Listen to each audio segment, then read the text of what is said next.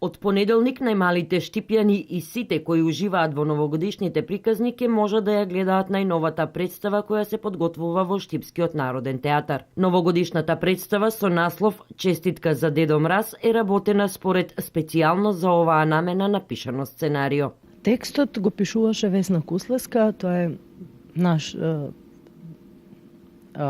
вработен член и наменски е пишуван за оваа пригода. Во представата Честитка за Дедо Мраз ке можеме да видиме дел од актерите при Штипскиот народен театар. Некои од нив глумат повеќе улоги. Велат поради големото задоволство да се работи за најмалите, тоа воопшто не им представувало проблем. Имам две појави, тоа се појавата на готвачот, на чевларот, потоа играм Снешко Белчо, кој што не може да каже С, па се вика Нешко Белчо.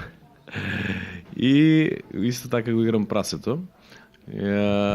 Така да играм 4 улоги, ќе мора да менјам повеќе костими за ова кратко време. Неколку пресоблекувања, 3-4 пресоблекувања, што бара дополнителен ангажман, нели, за целата работа.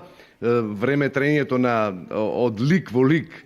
И така, добро, тоа се тајните на занаетот, што би се рекло. Содржината на представата е за едно девојче родено токму на Нова година. Девојче кое сака да му се обрати на Дедо Мраз, да и помогне токму за овој новогодишен дочек да не биде сама, туку да го прослави својот роден ден со своите родители. Девојчето го глуми Емилија Ристевска, на која ова и е трет настап на Штиците кои живот значат. Нејзините родители биле на новогодишна прослава. И таа била сама за Нова година? Да, таа била многу осамена и таа постала се сретнала со два лика кои доваѓале од други светови. И што се случило со тие два лика? Кои два лика? Принцесата Лу и Малиот принц. И што прават тие?